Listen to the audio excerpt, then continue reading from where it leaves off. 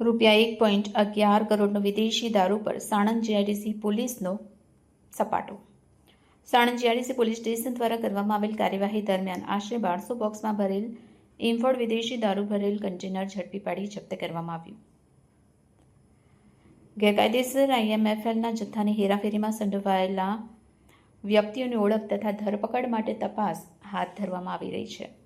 તેમાં ગુજરાતમાંથી IMFL ખરીદનાર અને મેળવનાર દેવેન્દ્ર ઉર્ફે દંડુ ભરતભાઈ બોરિયા, નાગરાજભાઈ વલ્કુભાઈ ખાચર, દેવાયતભાઈ નાગભાઈ ખરતાણી આ ત્રણેય રહે સુદમડા, જિલ્લો સુરેન્દ્રનગર.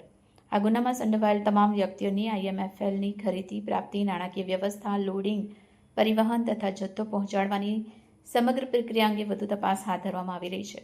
તપાસ દરમિયાન સમગ્ર સપ્લાય ચેઇન ટ્રેસ કરી ગુનામાં સંડોવાયેલા દરેક વ્યક્તિની ભૂમિકા અંગે માહિતી મેળવવામાં આવી રહી છે તથા તમામ આરોપીઓને ઝડપી પાડવાના પ્રયાસો હાથ ધરવામાં આવી રહ્યા છે.